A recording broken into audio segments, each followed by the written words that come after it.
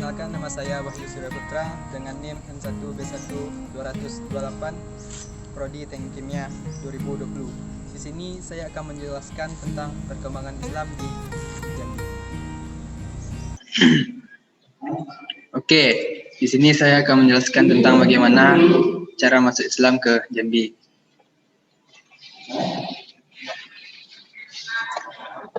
Islam dan sejarahnya pada masyarakat Jambi Seberang. Adanya Islam di Jambi karena kedatangan kapal dari Kesultanan Turki untuk penyebaran agama Islam di Jambi. Rombongan tersebut dipimpin oleh Ahmad Ilyas atau Ahmad Barus.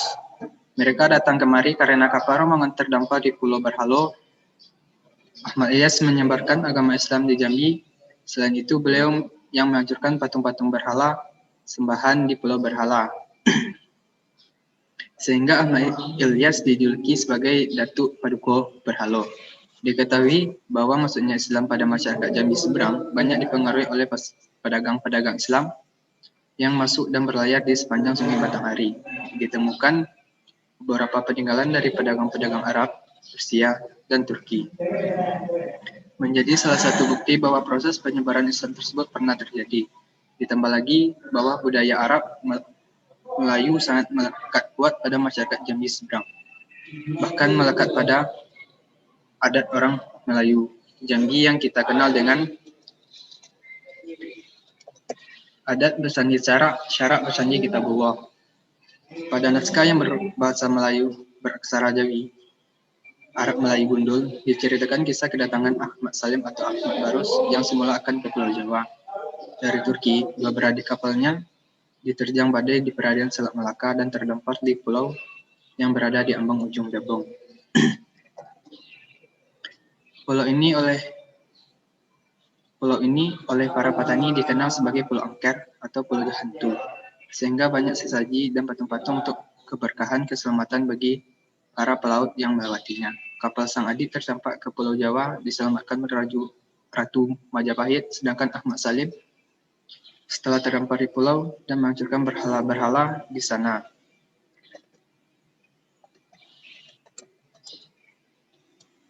Diajak berdiam di sana. Singkatnya, maka nikahlah dia dengan penguasa Jambi,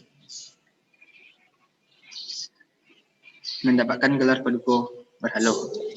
Sampai pertengahan abad ke-15, sepertinya Jambi masih sepi dari tinggalan artefak dan bukti kesejarahan Islam.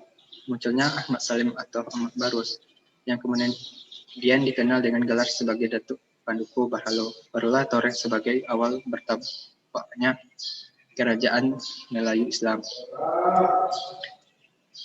Di wilayah Jambi bagian barat, datang seorang ulama dari Aceh bernama Tengku Muhammad Ali yang mendirikan Masjid Istiqomah di Lubuk Sarwalmut. Di Kerinci, Kota Tua, Pulau Tengah, berdiri masjid bergaya Masjid Demak yang diprakarsai oleh Syekh yang belajar di Mataram dan mengembangkan mazhab Syafi'i. Di Pondok Tinggi berdiri Masjid Agung Pondok Tinggi. Di Bungo Desa Amplu berdiri Masjid Apalah. Dalam penggalan sejarah Persia lainnya, Islam masuk ke kota Jambi dibawa oleh seorang Arab Alawiyin bernama Habib Hussein al-Barakbah yang berasal dari kota Tarim, Hadramaut, Yaman. Habib Hussein dilahirkan pada tahun 1983 Masehi. Habib Hussein dari Yaman menuju India, dari India ke Aceh, kemudian ke Palembang. Di Palembang, ia menetap serta menikah dengan anak pembesar kerajaan Palembang serta mendapat dua orang putra, yaitu Habib Hashim dan Syed Abdullah. Pada tahun 1716 Masehi, beliau melanjutkan dakwahnya menuju Jambi dan menetapkan di kampung Arab Melayu Kecamatan Pelayangan, Kota Jambi. Di sana beliau mengajarkan ilmu pengetahuan Islam seperti Al-Quran, tafsir, fikih mazhab Syafi'i, tauhid, serta tasawuf. Di antara murid beliau adalah seorang keturunan Cina yang bernama Shintai. Ia menikah dengan salah seorang putri Sultan Jambi di wilayah Jambi bagian barat. Datang seorang ulama dari Aceh bernama Tengku Muhammad Ali yang mendirikan Masjid Istiqomah di Lubuk Sarwalangun. Di Kerinci, Kota Tua, Pulau Tengah, berdiri masjid bergaya Masjid Demak yang diprakarsai oleh Syekh. masuknya Islam ke Jambi pada abad ke-13 tentu mencari faktor-faktor untuk mengungkapkan histori faktor Islam masuk ke Jambi dalam penelitian ini. Mengkaji proses masuknya Islam ke Jambi tentu dengan pendekatan sejarah yang mana langkah ini untuk mengkaji bagaimana Islam masuk ke Jambi.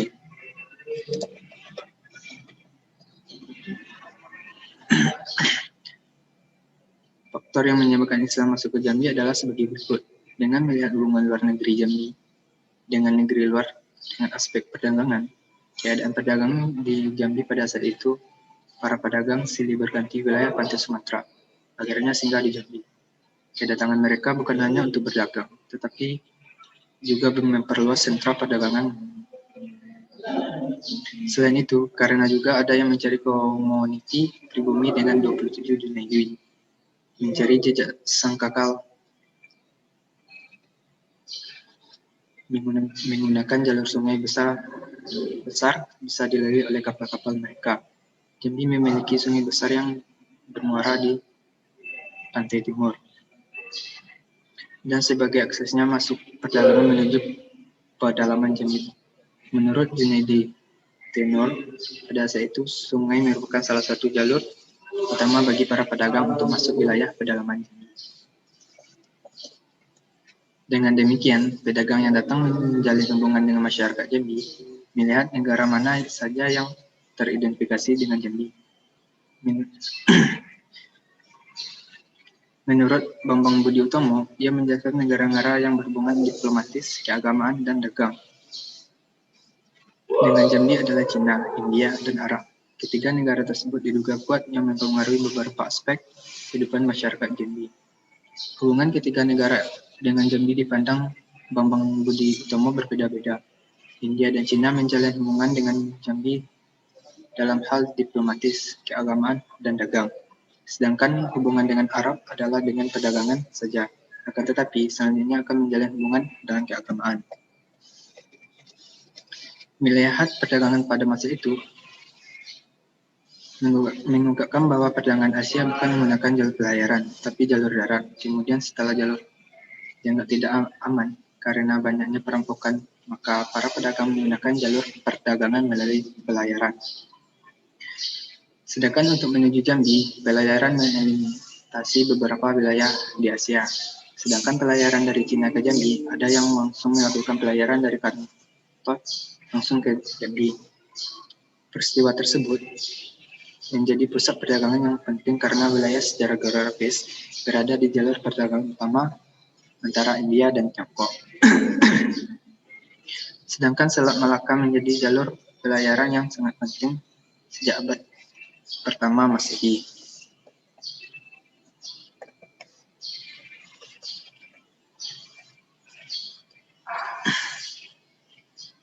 Sedangkan Selat Malaka menjadi jalur pelayaran yang sangat penting sejak abad pertama Masehi, sehingga sangat memungkinkan bahwa ke sepanjang pantai timur Sumatera dilalui pedagang, terutama pedagang Muslim. Para pedagang ini hanya melintasi atau singgah ke wilayah pantai timur yang memiliki sungai besar yang bermuara di pantai timur Sumatera. Dari penjelasan ini, Jambi merupakan wilayah pantai timur Sumatera yang memiliki sungai yang bermuara di Tanjung Jabung, yang langsung bertemu dengan Selat Malaka. Secara umum, teori dari konsep tentang Islamia Nusantara yang ditemukan para sejarawan Indonesia maupun luar Indonesia adalah perdagangan Muslim. Di dalam peristiwa Islami Jambi, aspek hubungan luar negeri Jambi, peneliti menegaskan bahwa sama dengan Islamia di Nusantara, yaitu dengan perdagangan. Para pedagang yang dari Cina, India, dan Arab ke Nusantara pada abad ke-13 Masehi dengan jalur maritim. Kenapa harus jalur maritim? Menurut jika yang melakukan perdagangan menggunakan jalur maritim, maka para pedagang menunggu angin muson untuk bisa sampai ke Pulau Sumatera dan melanjutkan perdagangan.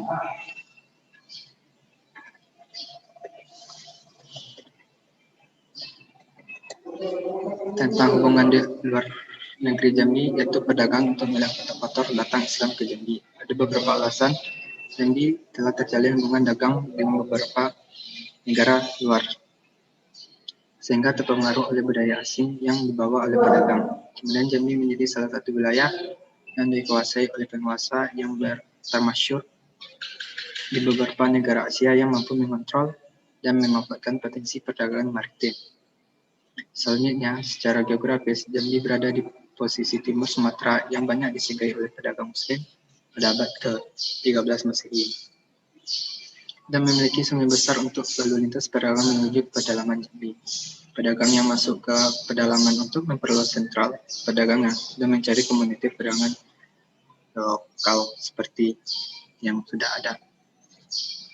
Cuma itu yang dapat saya sampaikan. Kalau ada kurang, saya meminta maaf. Saya sudahi dengan Assalamualaikum warahmatullahi wabarakatuh.